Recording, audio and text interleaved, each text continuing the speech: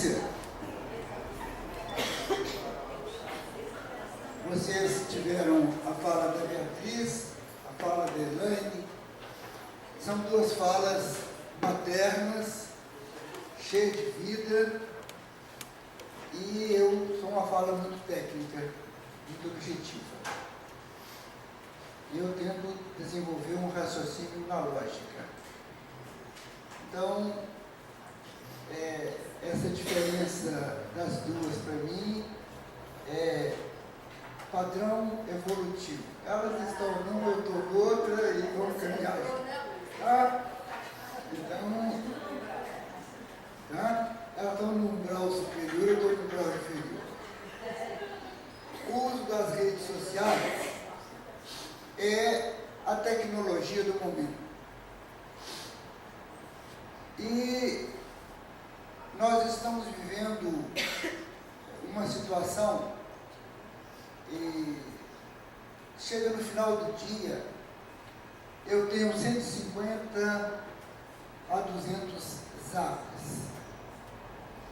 Às vezes, à noite eu chego, vou respondê-los, não dá para responder no curso do dia, e o cliente pergunta, né?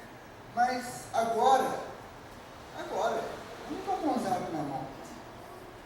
E nós não deveríamos ficar com o zap na mão, né? O telefone o tempo todo. Nós vamos ver que nós, no futuro, teremos consequências disso. Há um momento de Paulo Freire que me encantou demais da conta na vida, quando ele fala que esfarrapados do mundo, aos que neles se descobrem, e assim descobrindo-se, com eles sofrem, mas sobretudo com eles lutam.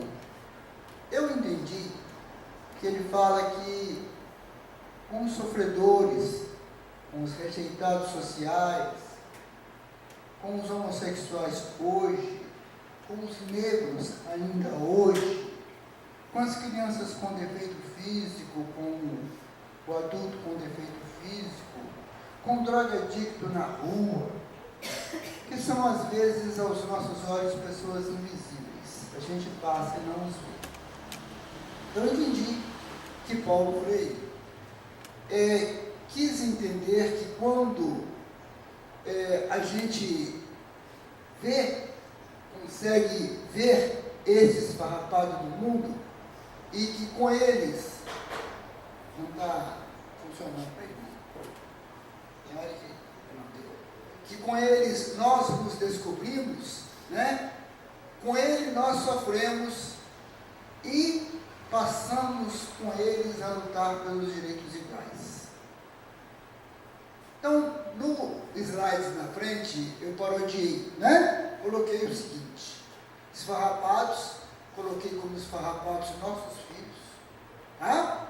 Do mundo, e aos que com ele descobrem os pais. Primeiro, como pai, nós temos que descobrir os nossos filhos. Não é um animalzinho de criação.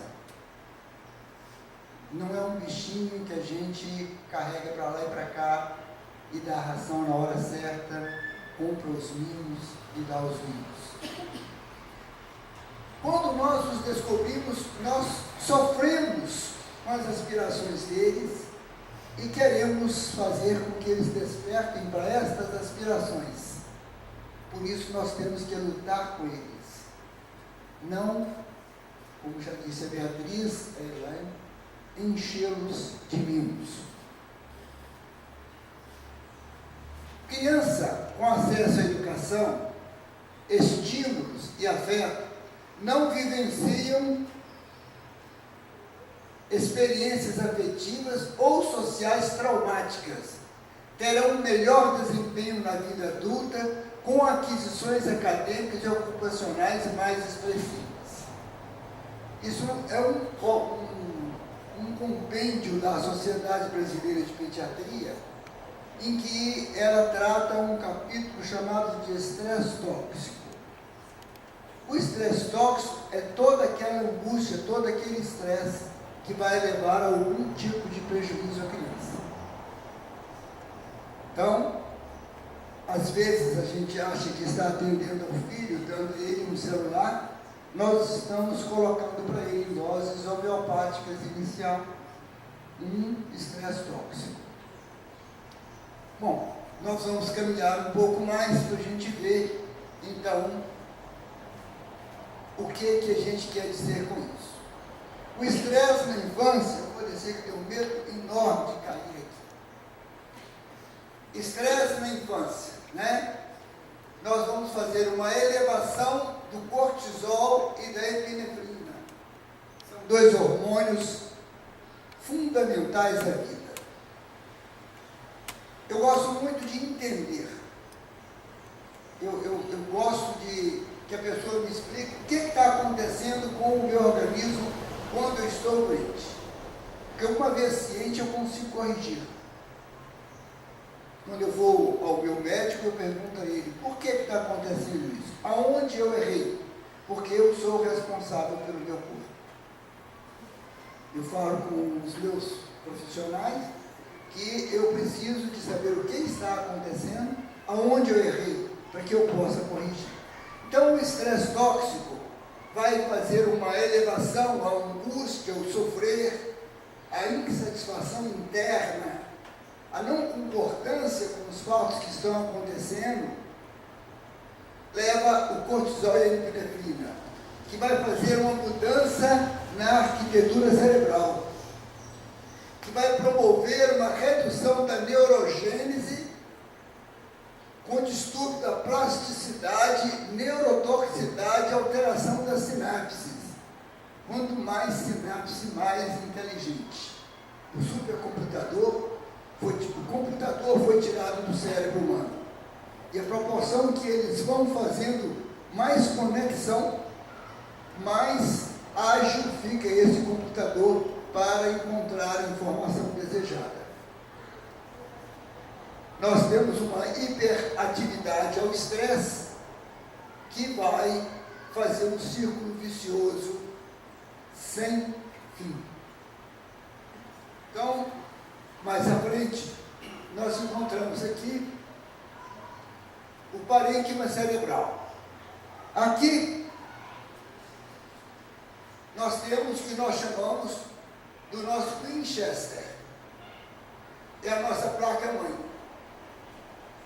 Aqui são os nossos neurônios, aonde a gente se expressa. Então, a minha parte visual que eu estou falando, o que eu vou ver de você, ela é expressada aqui. É como se aqui fosse o painel da televisão. É ali que eu estou vendo. A sua reação, o seu modo de comportar, a sua expressão, o seu saber, como você é, como você veste, como você anda, o que você gosta, você expressa aqui. Mas, na verdade, o seu saber foi construído aqui. Vocês lembram que é muito comum a gente, antigamente, hoje não é mais assim, a gente identificar o filho. Você é filho do fulano? Sou. Por quê? Por causa das características familiares que cada um de nós traz na infância. Nós somos impregnados de um saber cultural de uma região. Nós somos impregnados de um saber coletivo, no qual saber nós estamos nele imersos. É preciso que nós então venhamos a lembrar disso na evangelização dos nossos filhos, na evangelização infantil na casa espírita, no culto do lar, na boa conversa com o filho, no bom exemplo para o filho, na boa leitura, nos bons programas, nos bons passeios, construindo a afetividade familiar. Nós estamos construindo este colorido aqui, este cor-de-rosa aqui, para que ele fique arquivado no saber, no amarelo.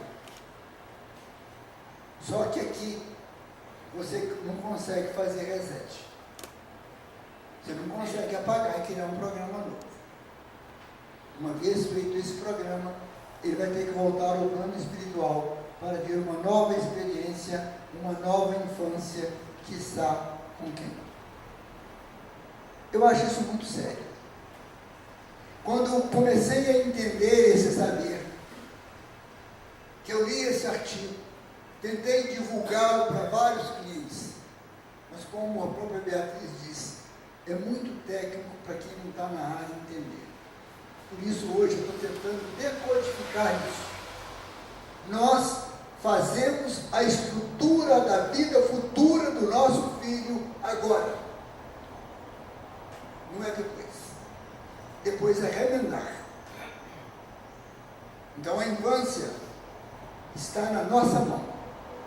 E cabe a cada um de nós exercer isso com a melhor qualidade possível. Então, as adversidades da infância relacionadas ao estresse tóxico. O que nós temos aí? Nós temos a violência familiar, doméstica, os maus tratos, a indiferença e o abandono. Isso fica marcado para a reencarnação toda. Quem tem filho adotivo sabe das dificuldades e a carência de afeto que essa criança traz consigo, que esse adulto conserva consigo. O pai que bate na esposa, ele está ensinando o filho a bater na esposa. A internet e o celular, a televisão e o PC doméstico vai te ligar à rede social. Nessa rede social, nós vamos ver numa lâmina na frente, o emissor é livre. Quem está do outro lado publica o que quer. Concluindo o raciocínio dessa lâmina, nós vamos encontrar outra fonte de estresse, a rua, a escola e o bullying, tão bem colocado pela nossa companheira Nay. O bullying hoje, ele é considerado uma das principais causas de suicídio na infância. Isso, um trabalho feito no Senado Nacional, em que isso é colocado e é discutido por técnicos, psicólogos, sociólogos, psiquiatras, lá no Senado, e fizeram um documento a esse respeito. Mais à frente, então, nós vamos ver as principais redes sociais do nosso meio. Televisão, celular e PC doméstico. A televisão, quais os programas que os meus filhos participam? Eu tenho conhecimento do que eles estão vendo na televisão? Quem assiste e discute a novela com os meus filhos? O que está passando? O que está rolando? Que costume novo está sendo colocado a nível do mercado? Que programas meus filhos assistem quando eu não estou presente? Isso é muito sério, porque a televisão traz a informação que o autor do programa achou que deve veicular. Será que ele está com a moral dele ilibada igual a minha, a sua, a nossa? Já está preocupado com o bem? O celular, que nível de contato meu filho tem? Eu já pensei nisso? Já peguei o celular do meu filho? Isso é invasão de privacidade? Se é invasão de privacidade, para que você deu essa privacidade aí? Porque tem que ser moderninho? Se você não pode saber o que o seu filho está vendo, está pensando, o que você está criando dentro de casa? Quem são os meus amigos, parentes, pedófilos, traficantes, que estão acessando o mesmo celular? Já pensei nisso? Será que celular é uma coisinha inocente, sem maldade? mídias que eles usam, o WhatsApp, Face, Instagram, aí eu fui ver, são mais de 40. Você pode escolher o que você quer. E realmente, vocês me fizeram um favor muito grande. Vocês me assustaram quando eu fui estudar o tema. Vocês cataguases, que me pediram o tema. Estamos à porta de um novo mundo que nós não sabemos o que nós vamos escolher. Nós não sabemos. PC doméstico. Este parece o grande inocente que está lá em cima da mesa do nosso filho. Tem e-mail? Sabe quem são os seus pares?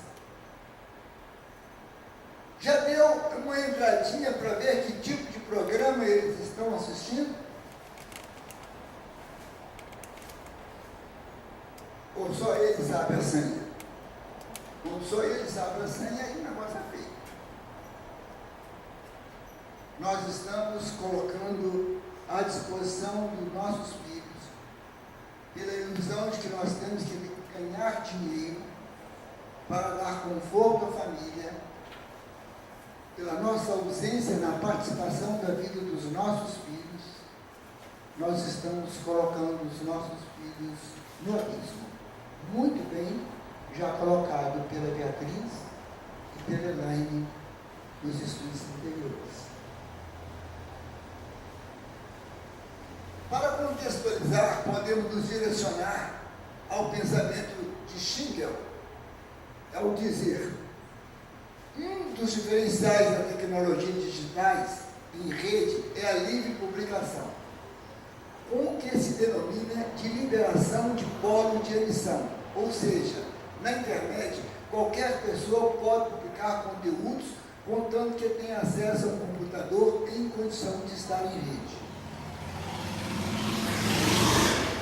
Colocou em questão de segundos em qualquer parte do mundo. Quando eu fui estudar em 1960, que fui para Belo Horizonte, Cataguases entrou na minha vida de uma maneira assim, de raiva. Eu tinha raiva de Cataguases. Por quê? Imaginam vocês, eu tinha 14 anos, morando em Belo Horizonte, em pensão, em república, casa de parente, para ter o direito de ter a Beatriz como esposa, depois que eu fui descobrir todo esse sacrifício. Neste caminhar, a gente morava lá e para ligar para os meus pais e minha irmã, eu tinha que passar por Cataguases, aquela central de distribuição de telefone para a nossa região. E a telefonista falava assim: tempo de espera, 14 dias. Tempo de espera, 7 dias.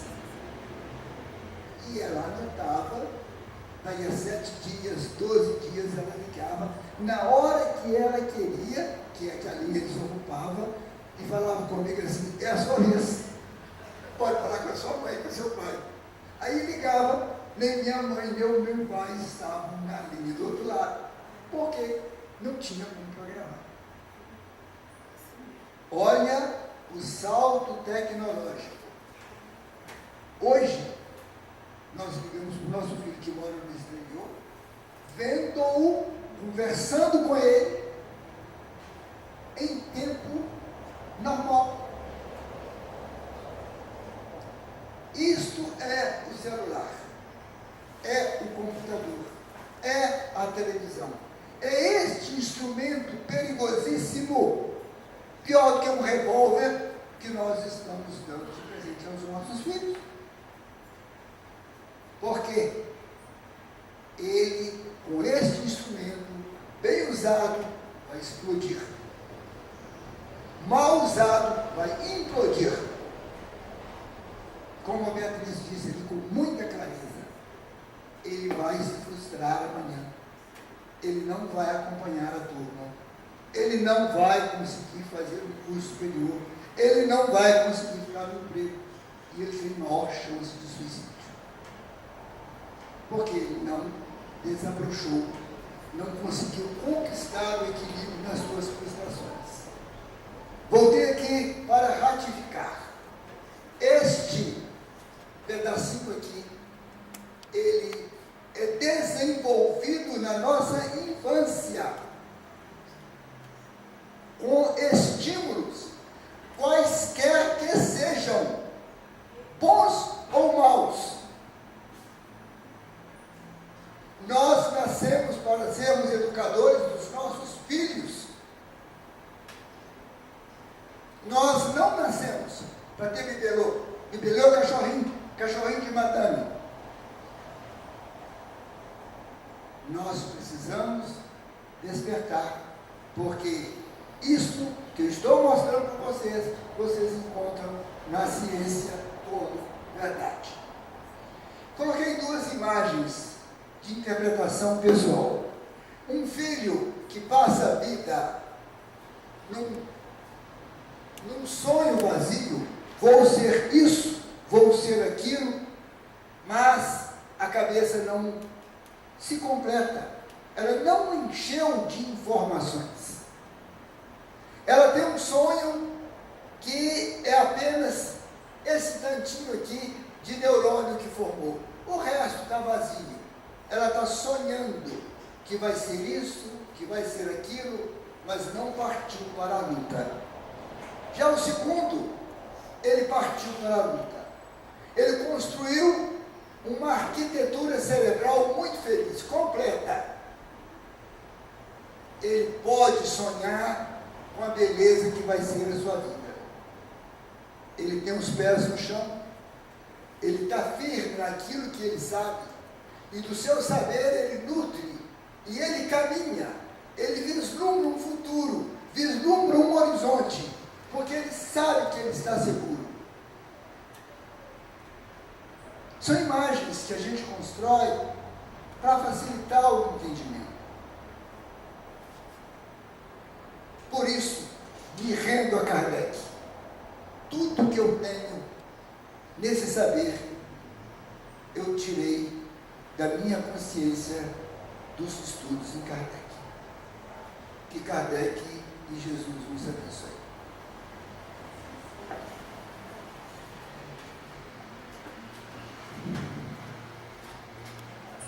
Às 11, só para a gente organizar um pouquinho o nosso trabalho.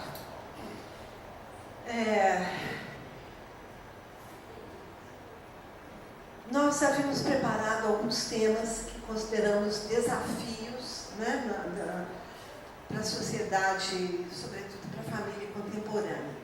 Mas vamos agilizar um pouquinho, né, uma vez que a previsão de encerramento é às 11h30. São 10 para as 11. Gostaríamos de deixar um espaço aberto a perguntas, porque acreditamos que dessa forma focaríamos questões vivenciadas, né, e poderíamos ser mais úteis. Mas se permitirem, eu prometo que eu vou ser rápida, conversando com a Marlene, e ontem com a pergunta que a Abigail falou, você colocou para a Elaine, a questão da sexualidade, da homossexualidade. Então eu vou abordar, infelizmente, de uma forma superficial. É um assunto complexo, difícil, ou vocês prefeririam que a gente deixasse uma outra oportunidade? Eu coloco aí a exposição.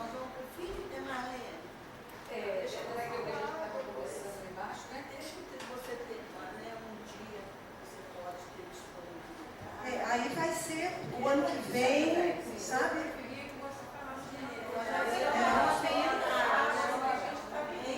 Uma coisa está vivendo agora.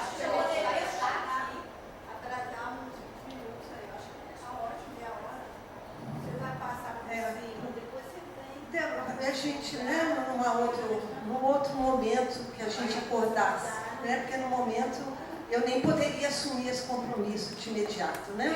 Mas com certeza muitas pessoas que poderiam discorrer sobre o assunto. Sei. Poderia já abordar hoje. E a gente vai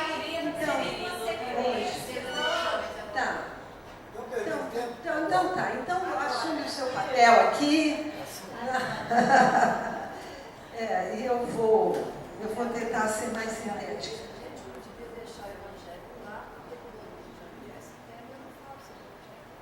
Mas um fechamento, pelo menos, sobre o Evangelho no lar, eu acho que faz falta no encontro espírita. Mesmo que seja rápido. Tá. Esse é um assunto, não é, realmente muito importante, né, que está em grande evidência, sobretudo nessa época que estamos vivendo agora, em que as próprias campanhas políticas se apropriaram deste assunto. Né?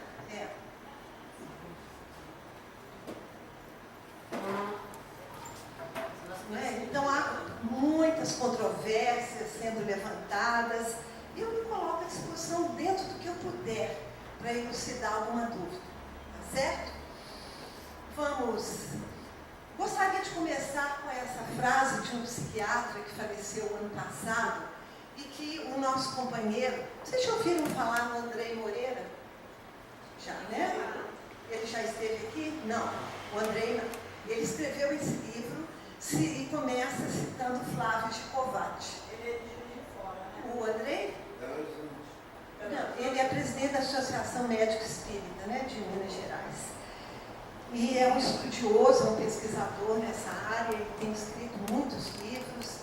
E eu não conhecia essa frase do Flávio Gicovati, mas ela me trouxe muita reflexão. Por isso é que eu decidi trazê-la, né, para iniciar o estudo.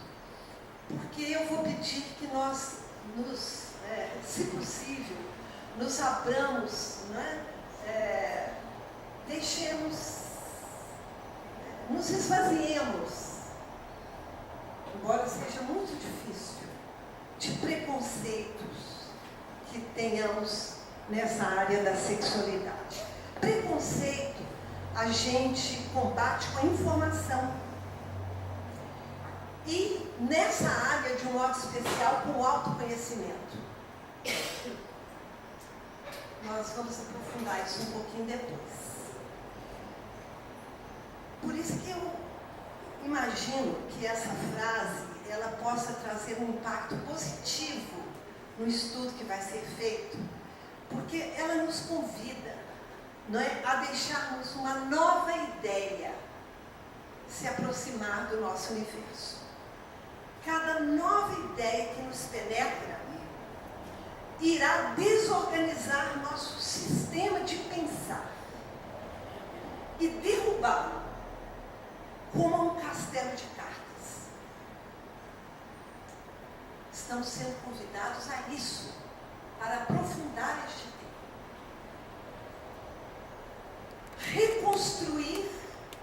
Reconstruí-lo, quer dizer, este castelo de cartas, é avançar.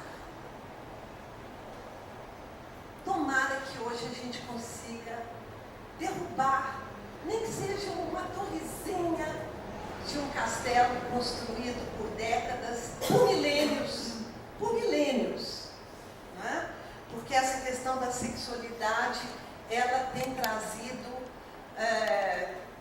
polêmicas, tem sido fonte de muitas dores há muito tempo. Ela nos acompanha por muitas e muitas reencarnações. E estamos vivendo um momento de derrubar esse castelo e reconstruir. Kardec aborda isso na pergunta 783, me parece, no Livro dos Espíritos, quando ele fala da tempestade que vem para sacudir a sociedade, não é? Temporariamente a gente só vê o caos, a gente vê a perturbação, mas pouco a pouco as coisas vão caindo nos eixos, não é? Vão se serenando, vão tendo novas configurações, vão tendo um novo sentido, nós vamos enxergando com outros olhos e a sociedade vai avançando. A sexualidade é um desses temas e um momento gravíssimo na história da humanidade é esse, em que forças se confrontam. E a gente às vezes fica meio perdido. O que vai surgir disso? Existem grupos que falam que a família está sendo ameaçada. Mas será que está mesmo? Será que isso tem validade científica, esse tipo de pensamento? Sabe? Então é muita coisa para a gente refletir. E a doutrina espírita nos traz subsídios muito importantes para a nossa reflexão e para a nossa compreensão em outro patamar dessas questões. Vamos seguir, então. Começando no próprio Livro dos Espíritos. Vamos buscar a questão 200, para a gente começar pela base mesmo, sobre a ótica da doutrina espírita, como a gente enxerga essa questão da orientação sexual, da identidade de gênero, não é? Para nos atermos a essas duas, que são as mais pungentes no momento. Kardec pergunta: os espíritos têm sexo? Ele era muito objetivo, né, na forma de questionar, né, os espíritos superiores que o assessoravam. Os espíritos têm sexo? Resposta: não como o entendeis, porque os sexos dependem do organismo. Então aí a gente já tem uma primeira ideia que outros companheiros de outras doutrinas religiosas não têm. E que a doutrina espírita nos traz de uma forma muito clara, muito objetiva. Os espíritos têm sexo, mas não como entendeis, dessa forma corrente. Por quê? O sexo depende do organismo. É algo ligado à estrutura física, à fisiologia, não é? Há entre os espíritos amor e simpatia, baseados na afinidade dos sentimentos. Então, isso já nos traz uma dimensão diferente para entender que sexo masculino e feminino, isso não existe no espírito. O espírito, a essência criadora, não é? Ele tem atração um pelo outro, baseado na afinidade de sentimentos. Mas essa questão de sexo masculino e feminino, isso é do corpo, não é? E do perispírito, né? Esse corpo energético. Vamos ver a questão 201, em que ele continua a discorrer sobre o assunto. O espírito que animou o corpo de um homem pode animar em nova existência o corpo de uma mulher? E vice-versa?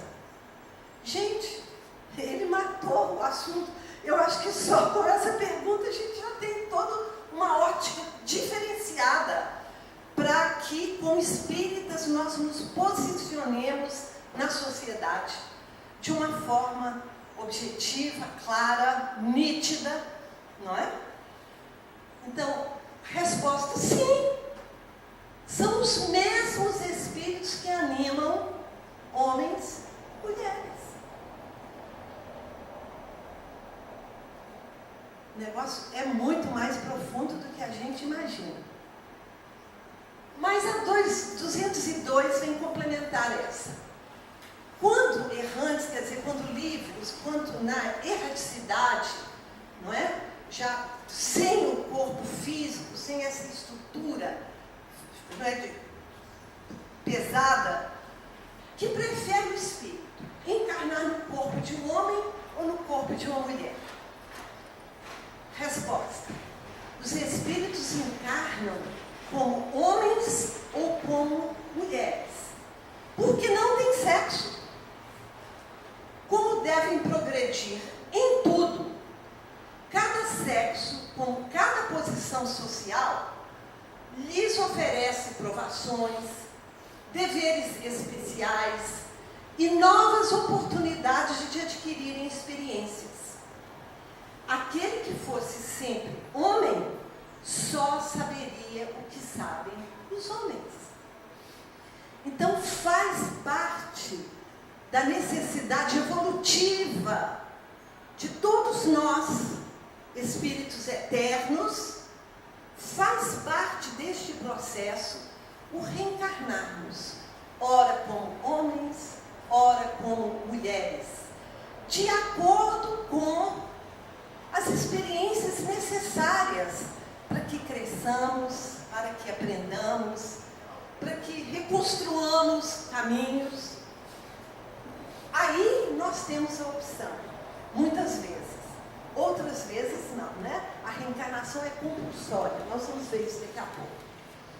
Mas ficou bem claro, gente, então, que o espírito não tem sexo, que ele pode reencarnar, ora como homem, ora como mulher, porque em cada uma dessas posições, em cada uma dessas situações, em cada uma dessas realidades, ele vai ter experiências que vão se somar a outras já vividas e vão gradativamente impulsionando o processo evolutivo daquele ser eterno. Isto posto que é a base doutrinária, né, que fundamenta toda a ótica da doutrina espírita sobre o assunto, vamos entender o que é sexo, o que é gênero, tá bom? Porque às vezes a gente faz confusão. Sexo diz respeito aos órgãos sexuais propriamente ditos, né? A genitália masculina e feminina, que o ser apresenta ao nascer. Então, o sexo pode ser masculino, né? Feminino, ou a genitália ambígua. É o caso em que o neném nasce e, assim, à primeira vista, né? O médico não consegue identificar se o órgão que se apresenta ali é um pênis, não é, ou não. Então, chama-se genitália ambígua, não é isso, Luiz? E que vai depender, depois de tratamento endocrinológico, né, para definir melhor, às vezes até um exame genético, não é isso?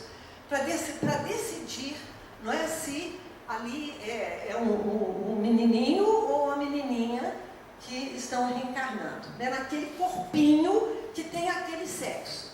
Logicamente, a genitália ambígua é uma experiência de prova, né, uma expiação, talvez, né, que é uma experiência difícil para o ser. Sexo é uma coisa, então, e gênero é outra. Gênero diz respeito ao que o indivíduo pensa e sente que ele seja. Aquilo que ele vê quando se olha no espelho. Então, isso é a identidade sexual daquele ser. Então, existem, não é, companheiras, que quando se olham no espelho, não é, aqui, eles, examinando, eles têm o sexo, a genitália masculina ou feminina. Mas eles não se reconhecem como homem ou como mulher. Então, alguns fazem esse depoimento, como eu já ouvi diversas vezes. Eu não sou essa pessoa que aparece no espelho quando eu me vejo. Não sou eu. Eu tenho nojo desse corpo. Gente, isso é dor demais. Isso é dor demais. Já ouvi pessoas, por exemplo, que fizeram um tratamento de câncer de mama. Quantas, não é? Ao tirarem uma mama, elas já relatam um sofrimento intenso, porque elas se sentem mutiladas. Então elas já têm dificuldade de reconhecer aquele corpo. É uma perda muito significativa. A mama. Imagina uma pessoa que fala: eu tenho nojo desse corpo que aparece no espelho, não sou eu. Dá para a gente avaliar o sofrimento desse ser?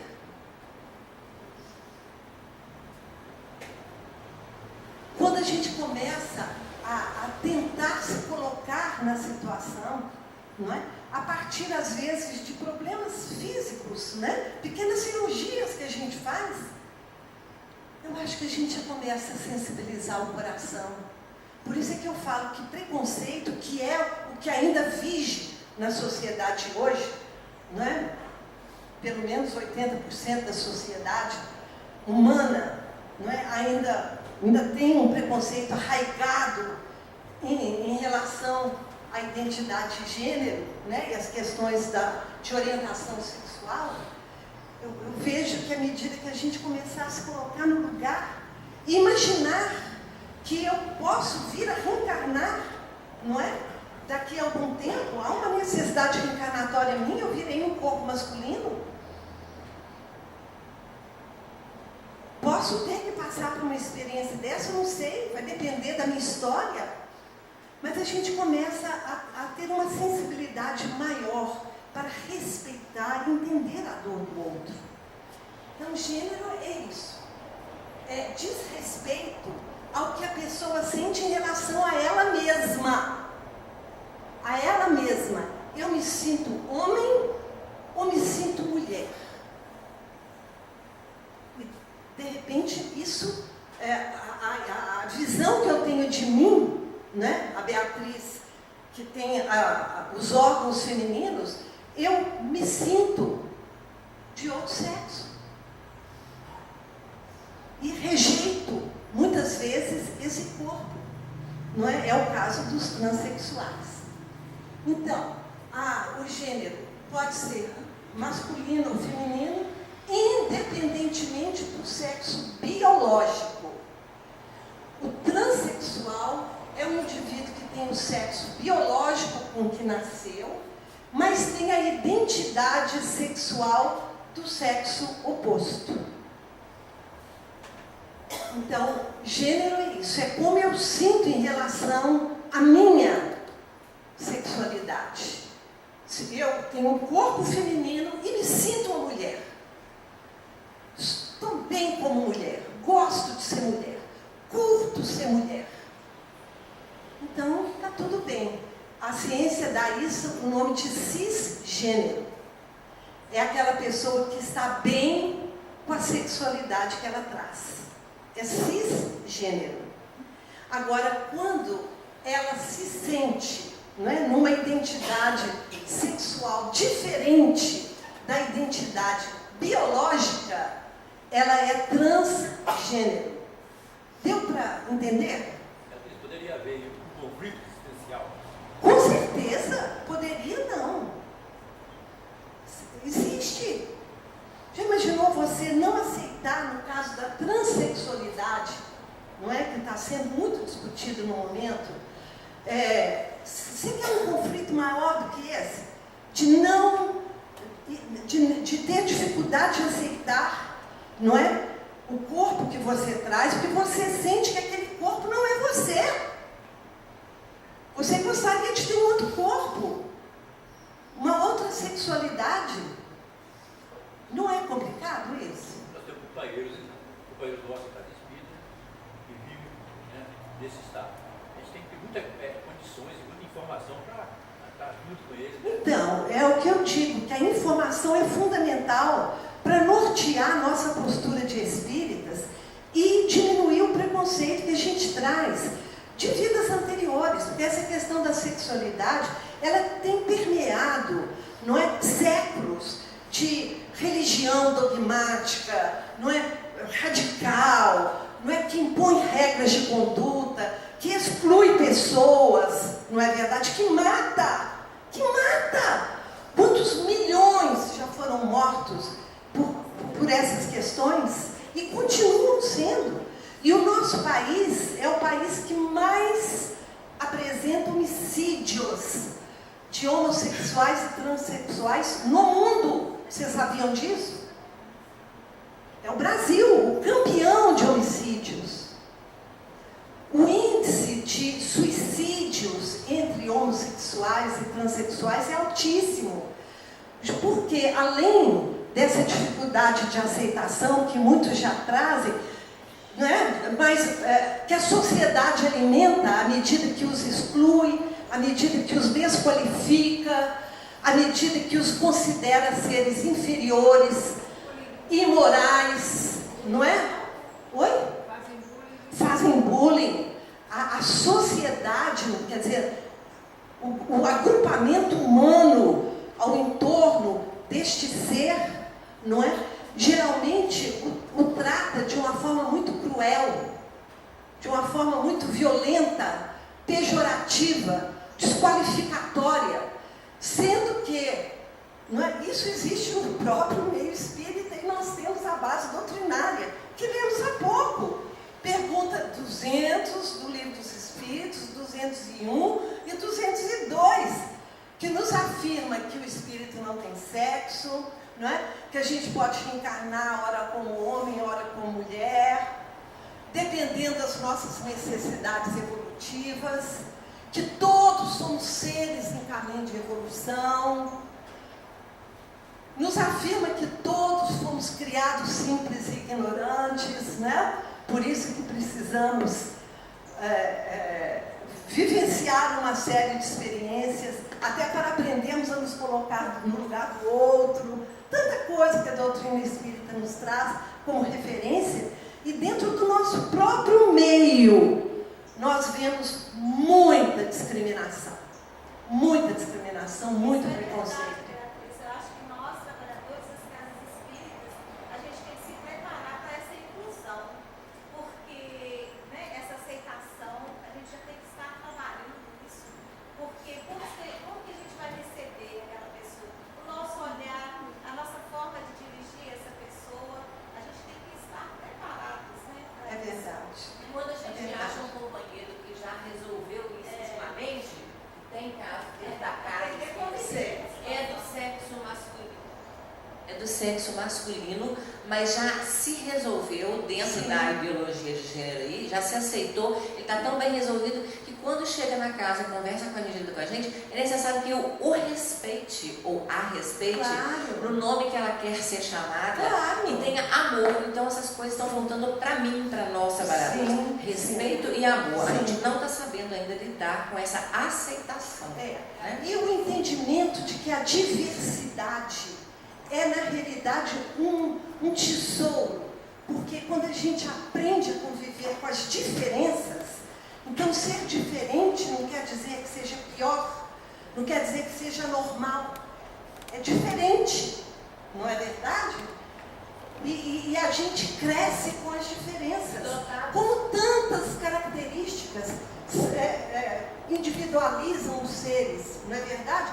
A sexualidade é uma delas. Dotados de atitudes e sentimentos mais nobres do que a gente. Sim. São seres humanos, né? Sim. Em evolução. Eu queria só lembrar, já que você tocou nisso, não vai dar tempo da gente trabalhar, mas nós temos no Brasil, desde 2015, uma resolução que a pessoa de mais de 18 anos tem que ser tratada com o nome social que ela escolhe. Tudo. É obrigação jurídica isso. E quem é menor de 18 anos, se os pais assinarem, ele também já pode começar desde cedo a usar a sua identidade de gênero. Então, nós não podemos ir contra, inclusive, uma lei. Isso é uma lei. Para ver se abre a nossa sensibilidade. Pode tudo. É o nome social. Na escola, na chamada. É, nome social. Então, nós temos de ver que isso agora é lei. Não podemos nadar contra essa corrente. É a maior forma de amor, é entender o outro nas suas dificuldades, né? Exatamente. Isso é uma fonte de grande sofrimento. Eu acho que deve ser um sofrimento assim, indescritível. Indescritível. Não tem jeito. Você não se aceitar como você é. Você não pode fugir de você, da sua realidade. É isso, então, quando eu vejo assim, essas paradas deles, nossa, coisa imoral, não sei o quê, eu acho que aquilo é um grito de protesto, é uma revolta contra aquela situação. Então, é muito triste. É muito doloroso. Muitas vezes é isso, um voto, é um grito de protesto, me vejam, não é verdade? Ou devolver à sociedade a agressão que eles recebem. E é um protesto até contra aquela situação mesmo, porque eu sou assim. Eu não quero ser, entendeu? É muito isso difícil. É muito angustiante. É muito angustiante. Eu estou me lembrando, quando você está falando, Marlene, o próprio André Moreira relata numa palestra dele de um companheiro nosso que é transexual em Curitiba, e ele é espírita. E ele faz um depoimento de quantas vezes ele já recebeu cuspidas no rosto onde ele fosse, sabe? As pessoas chegavam para cuspir no rosto dele e se afastar. Chegavam, esbofeteavam, sabe? É dolorido demais, sabe? Agora, esse companheiro, olha que depoimento mais emocionante. Ele relata que uma vez, num desespero, ele veio de família espírita, então ele já tinha uma base, vamos assim dizer, de entender a imortalidade da alma. Então ele estava muito angustiado, parece que até pensando em suicídio mesmo. Aí ele ouviu uma voz junto dele falando: perdoa, perdoa. Sabe, ainda concitando. Gente, isso é difícil demais. Não, se uma pessoa que está sendo cuspida, que está sendo esbofeteada, a gente ainda falar perdoa, é esperar ser um espírito iluminado, né? Mas esse companheiro, hoje em dia, é militante da causa, entendeu? Então ele está entendendo a experiência da identidade de gênero dele. Ele hoje está resolvido em relação a isso. Mas ele elegeu isso como uma causa, como uma missão, sabe? Como algo para se debruçar como um sentido da vida, para diminuir o sofrimento de tantos outros. Então você vê que a coisa é tão complexa, e mesmo aqueles que se dizem resolvidos, não é uma solução plausível. Ele não está acomodado naquilo. E é não muito está difícil você se sentir, ser rejeitado por um grande grupo da sociedade, não é? Porque a criança forma a ideia dela também muito a partir da aprovação, desaprovação do grupo que envolve, não é isso? Então, quando desde pequenininho já é motivo de risota, não é? É uma dor imensurável. É uma expiação, acho que das mais dolorosas. Assim, né? Vamos ver aqui a questão. Pois O grande problema que eu vejo é a questão institucional. Né? A federativa, tanto as estaduais como a FEB própria, elas são tradicionais. A gente vê assim, inclusive, isso foi fundamentalista, que existe nas casas espíritas. Então, o que acontece? Eles não propõem esses companheiros a um cargo mais coordenação, mesmo direção de casa espírita, fica relegado no segundo plano, mesmo em casas espíritas. Sim. A gente vê assim, tanto as federativas como o FEB também, que é muito mal. Estamos em processo ainda, né? De reformulação de conceitos. Essa visão tradicionalista, ela existe, né? Verdade. Existe e era muito repetitiva na nossa. Porque a gente vem acredito que a grande maioria, né, nós viemos de outras religiões que ainda hoje tratam o assunto com muito preconceito. Mas nós, como espíritas, já precisamos vivenciar uma outra forma de olhar no para a Nordeste, questão. aos cerca de 6 anos atrás, eu tratava no Nordeste, e a gente montou uma campanha, que é essa campanha aqui, preconceito, desconstrua essa ideia, forme conceitos. Olha que interessante. Começamos a trabalhar essa ideia na Casa Espírita, justamente porque a gente já sabia que a gente ia chegar nesse ponto que a gente está hoje. Né? Então, já começamos porque a preocupação nossa, já no início, vamos dizer assim, em meados do século XXI, né, nós estamos repassando um pouquinho da metade, antes do meados do século XXI, era: nós vamos receber essas pessoas, ou já temos muitas pessoas dessas dentro da casa espírita. Precisamos aceitá-las como irmãos. Sim, acolhê-las como irmãos. Né? Lembrando que a questão da transexualidade, da homossexualidade, que seja, isso é um atributo apenas, não é a essência do ser. Não é a essência. Nós temos uma pessoa que afirma que a gente confunde, a sociedade confunde o produto com a embalagem. Não é verdade? Então, você fala, é homossexual, é transexual, ainda na voz corrente, ele é o quê? Ele fala, é o heterossexual. Pois é, isso é um atributo apenas daquele ser, né? Ele tem olhos claros, tem cabelo não sei de que jeito, é alto, é magro, não é? É hétero, é homo, isso é um atributo. O ser, a essência, é outra. Nós precisamos aprender a ter essa compreensão, que a gente fala, fulano é gay. O verbo ser é um verbo que indica a essência, não é? Fulano é. E não é isso, não é? Ele está nessa reencarnação, não é? Vivenciando a sexualidade, nessa polaridade masculina, feminina, o que seja, não é? Mas a sexualidade é algo transitório. O espírito não tem sexo. Eu vou continuar um pouquinho, gente. Então, a orientação sexual já é diferente de gênero.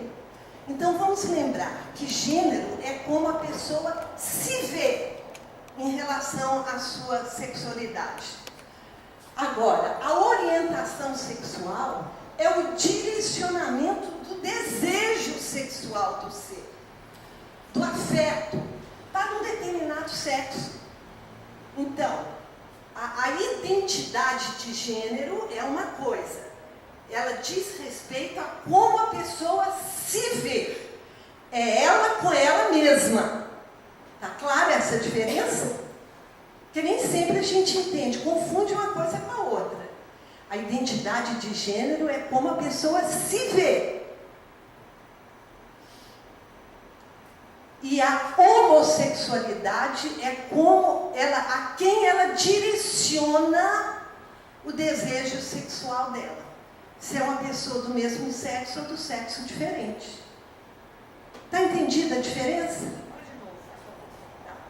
A orientação sexual é o direcionamento do desejo. É com quem eu me relaciono. Então eu tenho atração sexual por outra mulher ou por um homem. O meu desejo sexual envolve um homem, uma mulher, ou às vezes envolve pessoas dos dois sexos. É o caso dos bissexuais. Tem pessoas que têm atração por seres dos dois sexos. É o bissexual. O homossexual é aquele que tem atração sexual e direciona o afeto dele a uma pessoa do mesmo sexo que ele. É o homossexual. E o heterossexual, então, a orientação diz respeito à relação de uma pessoa com a outra.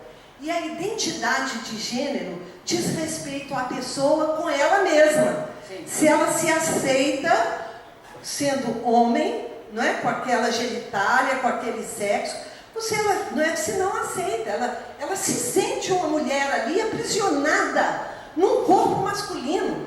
Gente, que sensação horrorosa. Eu estou prisioneiro de um corpo que não é meu. Eu não sou este corpo, eu não tenho nada a ver com ele. Não é?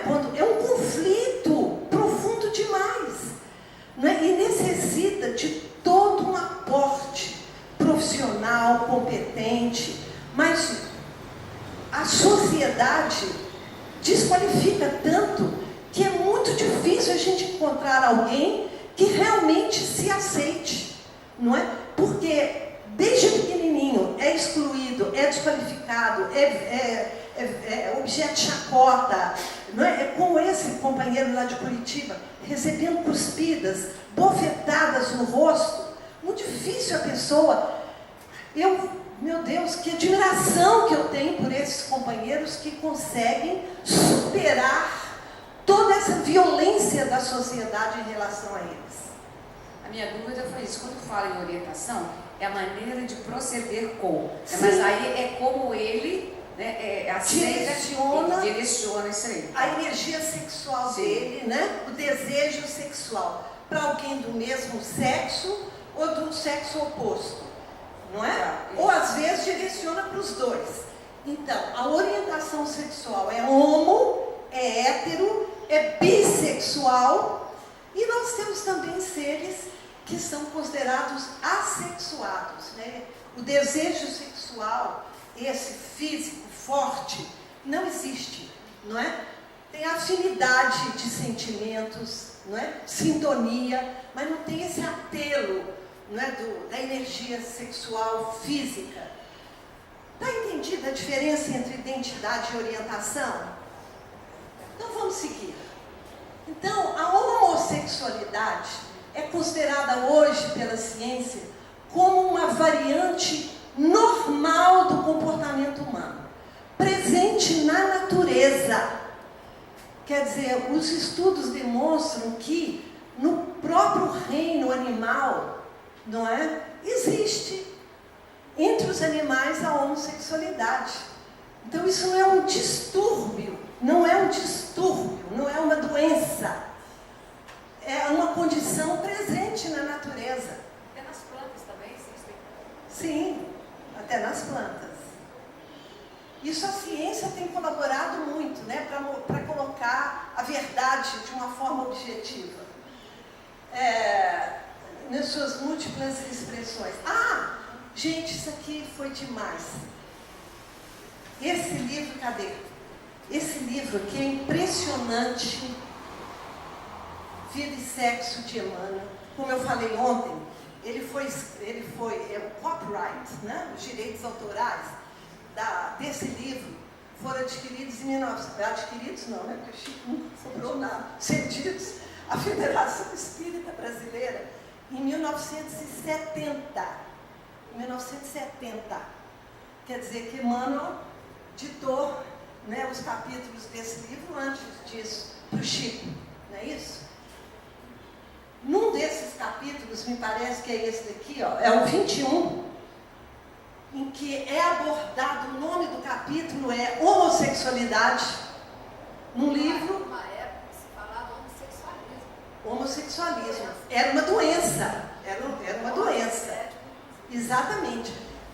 Então, aproveitando esse gancho que a Elaine me deu, o homossexualismo, né, foi retirado do código, não é, de doenças psiquiátricas há 40 anos, vamos assim dizer. Não é? Em 1973, a Associação Americana de Psiquiatria deixou de considerar o homossexualismo como doença e passou a chamar de homossexualidade, que é uma condição natural do ser humano. Então deixou de ser o homossexualismo para a homossexualidade. Esse livro foi cedido os direitos autorais em 1970. A Associação Americana de Psiquiatria retirou em 1973, é anterior. E nesse livro, olha só a afirmativa de Emmanuel. O mundo vê, na atualidade, em todos os países, extensas comunidades de irmãos em experiência dessa espécie. Então, a gente vê em todos os países. E a gente entra em desespero achando que é só, às vezes, na família da gente, né? Por que foi, né? Que um filho veio assim, uma filha veio assado. É como se a gente distorce, né, completamente algo que existe aqui, de acordo com Emmanuel, em todos os países. Extensas comunidades de irmãos em experiências dessa espécie, somando milhões de homens e mulheres, solicitando atenção e respeito, impede igualdade ao respeito e à atenção devidos às criaturas heterossexuais. Isso em 1970, quando o assunto era um tabu ainda maior do que é hoje.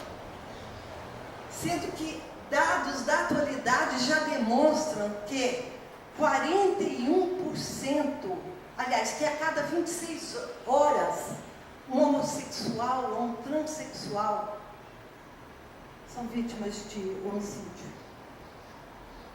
Elaine, você queria relatar o que você me falou hoje lá da Universidade de Juiz de Fora? Que olha só que coisa grave. E como nós precisamos nos posicionar com muita coragem nesse ambiente se nós queremos colaborar na implantação de uma sociedade nova. Juiz de Fora tem já alguns anos uma lei que permite todas as expressões de afeto entre pessoas do mesmo sexo em público sem que sejam importunados. Se alguém tentar importunar, pode ir preso quem está importunando, né? Mas foi criada inclusive uma casa, um espaço social que foi todo pichado. Quanto maior é a mudança, maior é a reação, né?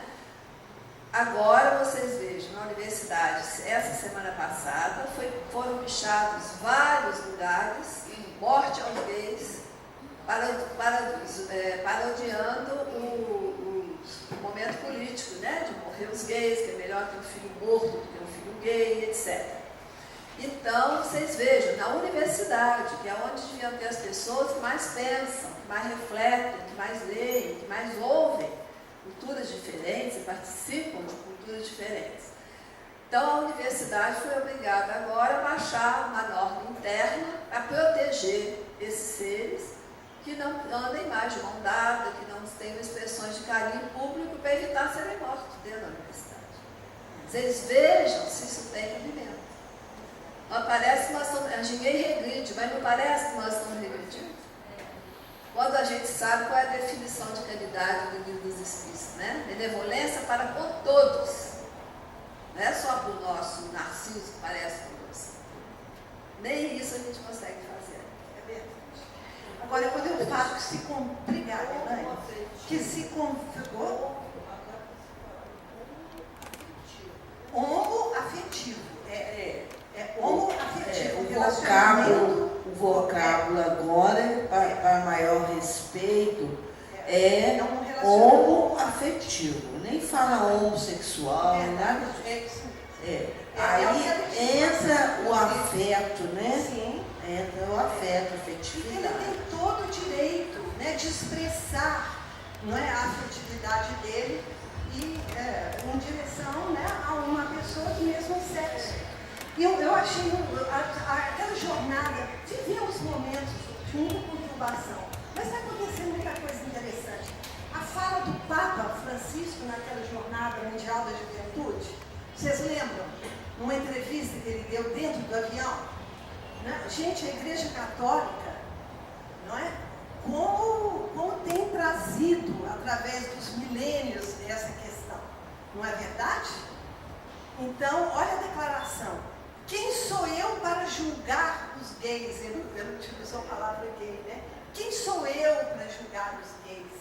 Quer dizer, um Papa afirmar isso a um repórter, se uma pessoa é gay, busca Deus e tem uma boa vontade, quem sou eu para julgá-la? Mas você tem razão, hoje essa palavra gay ainda é carregada de uma conotação desqualificatória, né? De apequenar, e não é isso. Não é? É um ser com valores, como todo ser humano pode desenvolver, e seres, às vezes, de uma sensibilidade que nos encanta e que a gente gostaria, inclusive, de desenvolver essa sensibilidade que eles têm. Não é verdade? Valores humanos. Eu não sei se eu comentei, eu não sei se foi com a Elaine, eu assisti uma palestra, uma entrevista com uma assistente social do Rio, e ela relatando de 4 crianças que estavam no abrigo, não é? E crianças que ninguém queria, já eram crianças maiores. E um casal homoafetivo é que foi lá e adotou essas 4 crianças, não é? Que anos estavam no abrigo, e diversos casais heterossexuais passaram por ali e não queriam receber essas crianças. Então, há casais que dão um exemplo de vida, não é, que nos enche de encantamento e de admiração.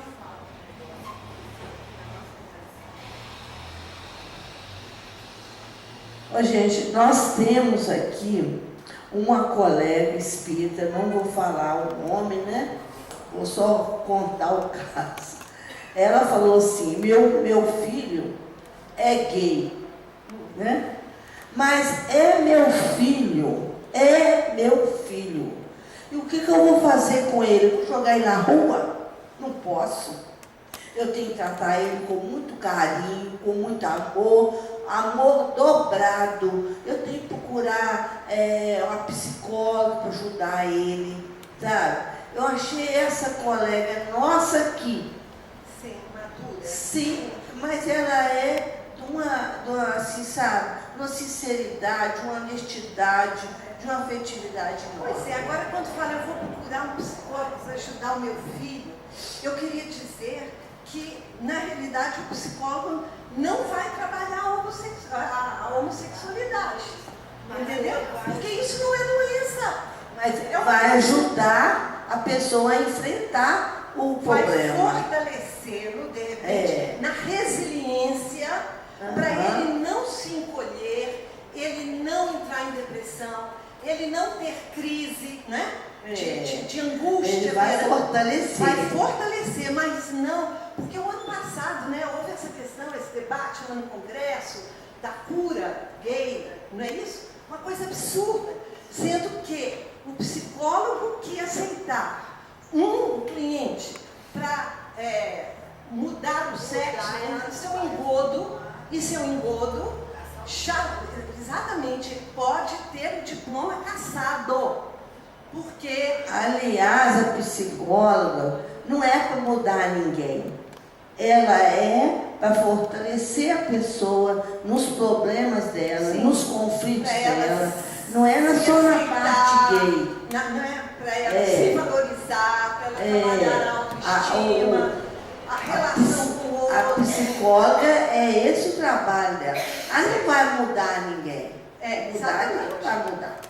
Né? Eu me lembro que antigamente a gente recebia, eu mesmo recebi diversas crianças no consultório, que os professores chamavam as mães e falavam, estou achando que seu filho é gay, leva para o psicólogo. Então elas chegavam lá e falavam, eu vim aqui porque meu filho, a professora está achando que ele é gay, para a senhora mudar. Tá? Isso foi diversas vezes, sabe? E na hora que a gente explicava, né, que a gente não ia fazer isso, né, os pais ficavam feras e muitos nem voltavam, né? Porque eles queriam que a gente mudasse o sexo do filho. Gente, eu só quero chegar num ponto aqui, o Luiz já chamou a minha atenção ali, eu já estou passando, só divertir. Só para a gente continuar a aprofundar na ótica espírita em relação ao assunto. Então, essa condição, que é uma condição natural do ser, mas que ainda é objeto de muita dor, não é? Sobretudo pela reação da sociedade, não é? Pela não aceitação, pela desqualificação.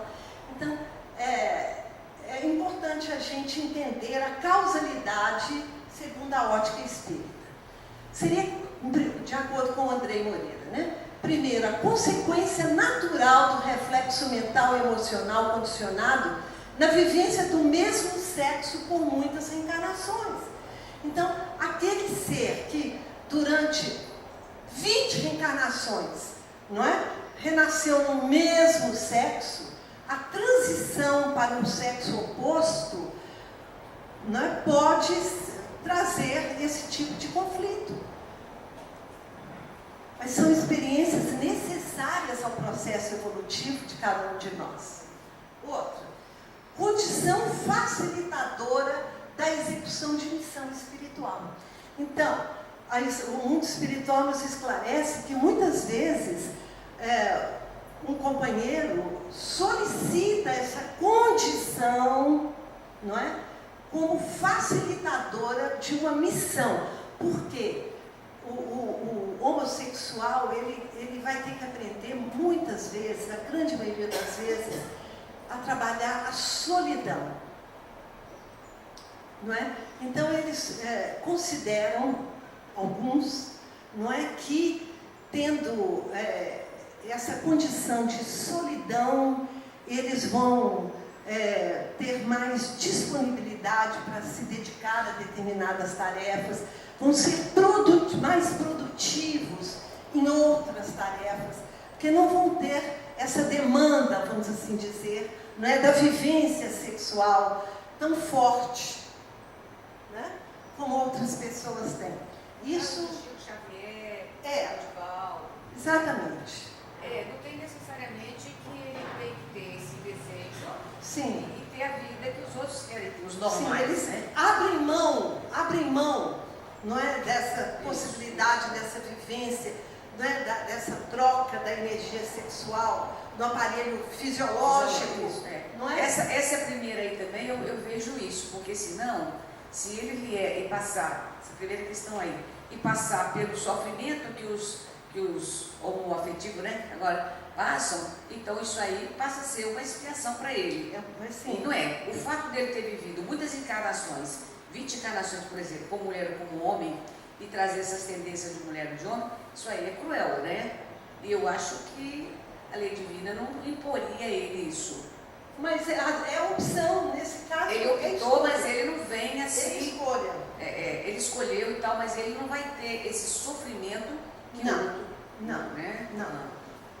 O sofrimento é nosso de não encarar com naturalidade uma coisa tão bonita e sensível.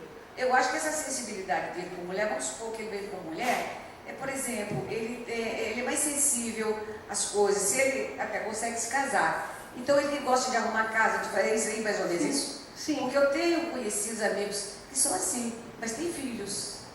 Casou, é mais ou menos isso, é? Por exemplo, tem uma tendência mais para música. Sim, isso aí pintura. Sim, essa sensibilidade, né? É a polaridade feminina. Todos nós temos a energia masculina e feminina, vamos assim dizer, dentro de nós. Às vezes se expressando mais em uma polaridade ou em outra polaridade, né? Então uma pessoa pode ser hétero e ter essa característica feminina. É isso aí. Não é? Uma outra situação levantada pelo companheiro, né, o André Moreira, é a situação provacional e expiacional, decorrente do abuso. Aí já é diferente. Abuso de faculdades genéticas e do sentimento alheio. Então, aí já é algo ligado à história daquele ser, né, de abuso, de ter que ressarcir, vamos assim dizer, né? Ou de ter que resgatar, ou de refazer um caminho. Não é questão de punição, é de ter que se colocar no lugar do outro para vivenciar a dor que ele já fez o outro daquele sexo passar em experiências anteriores, não é? Então, o homem que abusou, por exemplo, da condição feminina, não é, numa vida, ele pode renascer depois no corpo de uma mulher para ele vivenciar, não é? Vivenciar a questão do abuso psicológico que ele já perpetrou, não é, contra outros em vidas anteriores. De preparação, né? Oi? O sexo desregrado. O sexo desregrado, o abuso, né, físico, psicológico, né, em cima de seres, né, em decorrência da questão sexual. Reflexo mental condicionado decorrente de situações obsessivas. O Manuel Filomeno de Miranda relata muito isso. Não é verdade? A interferência obsessiva também, não é? Trazendo, agudizando conflitos nessa área, sofrimentos nessa área, não é verdade? E o último que o Andrei coloca é uma condição reativa, decorrente de processo educacional atual e ou traumas infanto-adolescentes. Isso aqui são condições bem menos frequentes, mas, por exemplo, uma criança que foi estuprada, não é? Estuprada severamente, todo estupro é uma violência, né? Mas às vezes isso ficou gravado de tal forma, nessa vida mesmo, não é? Já não está ligado a vivências passadas, não. Experiências traumáticas vividas na infância, não é? Oi? Exatamente, o Luiz colocou na explicação do estresse, né? Do estresse tóxico, que dificultam que ela se relacione, não é, com o sexo que perpetrou aquela violência contra ela. Não é? Ela adquire horror, por exemplo. Você tem experiência ou conhecimento sobre essa questão do impúrio sucubus? Não, não tenho. É uma questão espiritual muito grave. Incubus. Impúrio sucubus. Não tenho, não. Gente, eu vou encerrar, porque é quase meio-dia. Então, a questão da adoção. Adoção, olha só, a orientação sexual, é importantíssimo a gente entender isso. Não afeta a personalidade, nem o comportamento moral do indivíduo. Não tem nada a ver.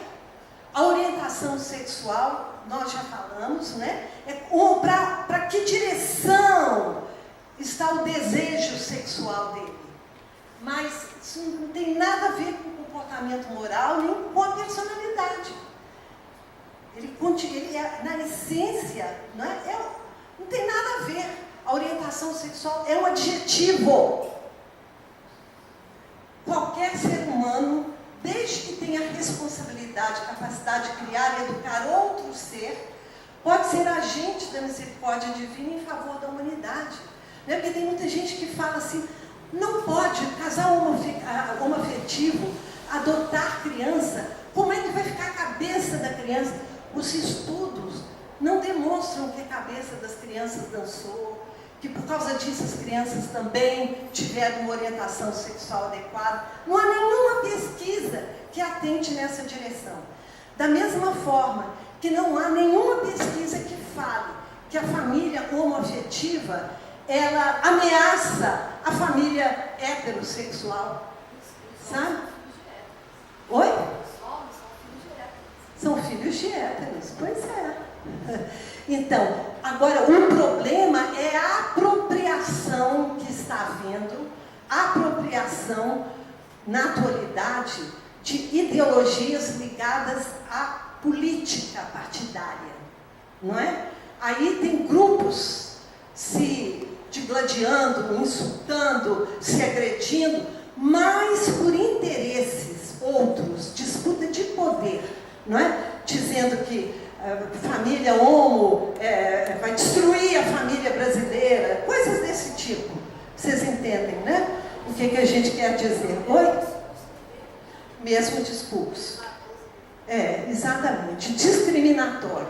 Agora, eu só queria dizer que quando eu falei que preconceito a gente combate com informação e com autoconhecimento, é porque grande parte das vezes essa violência perpetrada contra aqueles companheiros que têm uma orientação homoafetiva, essa violência está ligada a questões profundas do agressor, sabe? Da sexualidade, de impulsos sexuais que ele tem dentro dele e que não aceita ter, não é? É como se formasse uma parte ruim dentro dele.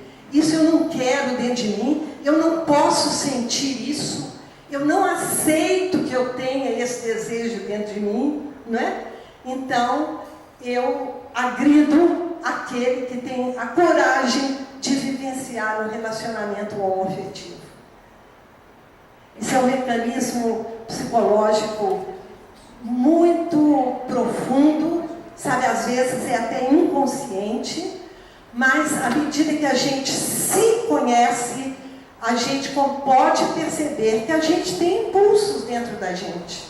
E até são naturais, não é? Existem mulheres que têm atração por outra mulher, mas nem por isso elas se tornam homoafetivas. Isso é natural dentro do ser. A coexistência, vamos assim dizer, né? Desses desejos, entendeu? Prevalece um. Mas existem pessoas que relatam que com uma determinada pessoa do mesmo sexo, ele sente atração sexual. Mas com aquela pessoa, com outras não. Isso a gente vai explicar pela história pregressa. Tá certo? Como que a doutrina espírita nos ajuda, né, a entender tanta coisa nesse âmbito. Oi? esclarece muito. Por isso é que precisamos atuar de uma forma diferenciada. Só para encerrar, não é? Que precisamos trabalhar isso, a educação para a comunidade, para a aceitação e valorização da diversidade, o respeito ao outro, não é? Na nossa vida diária, com quem quer que seja, com o homossexual, com o preto, com o branco, com o amarelo, com o protestante, com o judeu, com o... não é? Então, entender que isso precisa ser um valor a ser cultivado por todos nós. Mas, realmente, a sociedade, a comunidade espírita precisa abrir mais e atuar mais, porque precisamos dar o testemunho e sairmos na vanguarda desse movimento de renovação da sociedade em que estamos inseridos, ajudando a construir um mundo novo, né? Para o qual Jesus nos convidou.